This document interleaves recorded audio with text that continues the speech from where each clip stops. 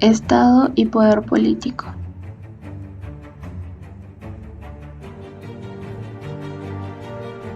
En el libro Clases, Estado y Nación en el Perú de Julio Kortler nos habla de cómo el gobierno militar, en la búsqueda de los antecedentes necesarios para dar cuenta de su naturaleza, encontró que ellos tendrían que remontarse muy atrás, hasta el orden colonial, no solo por la diferencia de sus proyectos, también porque daba la percepción de estar viviendo un momento plástico en el que un orden desaparecía y emergía otro.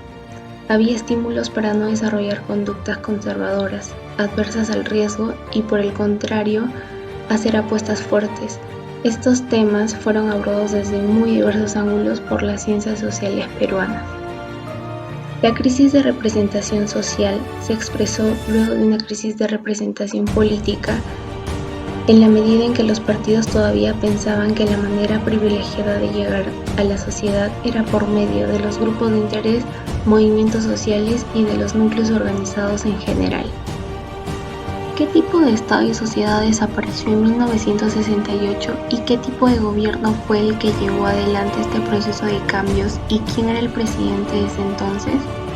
En el año 1968 se dio un golpe de Estado al expresidente Fernando Belaúnde de Terry, erosionando el Estado oligárquico, dándole cabida a la reforma militar con la reforma agraria y otras reformas que cambiaron el rostro del Perú, impulsando un nuevo gobierno de facto que pretendía cambios sociales, políticos y económicos de fondo. Este cambio estuvo a cargo de Juan Velasco Alvarado.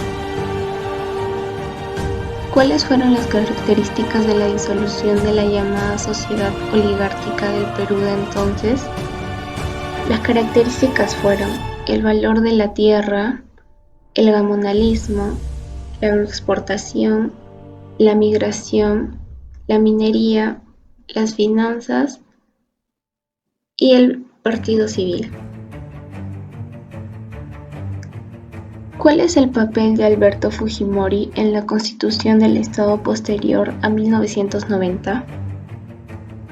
Dio un discurso que explotó las debilidades de sus adversarios y quedó segundo en la elección presidencial de 1990 y con los votos del APRA y de la izquierda ganó la presidencia. En sus primeros años de gobierno tuvo el apoyo del pueblo. Logró combatir los grupos terroristas del MRTA y Sendero Luminoso tras la caída de Abimael Guzmán. También canceló la hiperinflación. En 1991 su gobierno enfrentó la generalizada oposición de casi todos los gremios y sindicatos de trabajadores.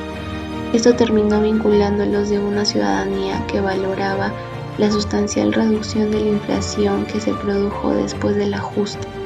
La clave del poder no estuvo más en la capacidad de movilizar a grupos de interés o movimientos sociales.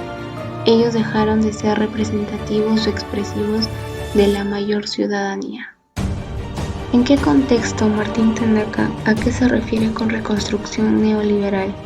¿A qué se refiere cuando afirma la crisis de representación social se expresó luego de una crisis de representación política en el Perú después de 1990? Los partidos creían que la manera privilegiada de llegar a la sociedad eran por los grupos de interés, movimientos sociales y núcleos organizados en. La izquierda se divide y es ideologizada. La derecha pedía mandato claro para dar una reforma neoliberal profunda. El país estaba pasando en un proceso de polarización. Cada vez más diversos grupos sociales buscaban opciones del centro. Esto ocurrió en el proceso electoral de 1990. El APRA se encontraba administrando una fuerte crisis.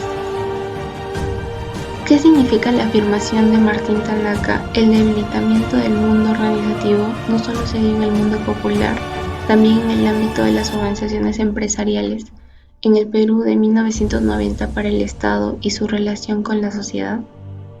En el Fujimorismo los gremios de empresarios entraron en conflicto. Las reformas neoliberales trajeron cambios en la estructura y composición de los grupos de.